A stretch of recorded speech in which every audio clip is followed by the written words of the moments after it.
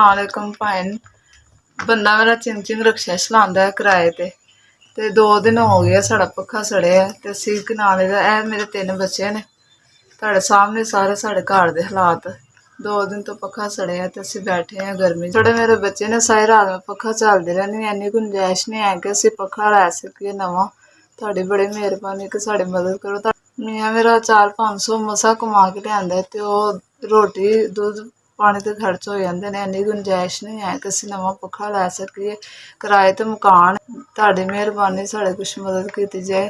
साढ़ी इन्नी गुंजाइश नहीं है, सारी रात पक्खा चलदे।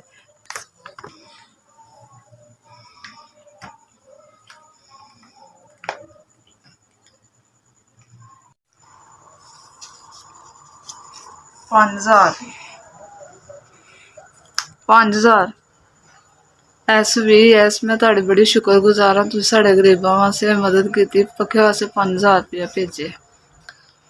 SPS अल्लाह तुहानू तरक्कियां देवे, तुहानू कामयाबी देवे। तुसीं मेरे गरीबां दा बच्चेआं दा एहसास कीता।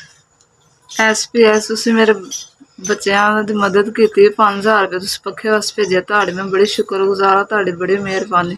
तुसीं मेरे बच्चेआं दा सोचदे, तुहाडी तरक्की होए, तुहाडे रिज़्क च इजाफा होए। अल्लाह तुहानू तरक्कियां कामयाबियां देवे। जिन्हां ने साढ़ी मदद कीती, साढ़ा सुनने वाला कोई भी नहीं सी, तुसीं साढ़ी सुनी। अल्लाह तुहानू बहुत ज़्यादा कामयाबी देवे।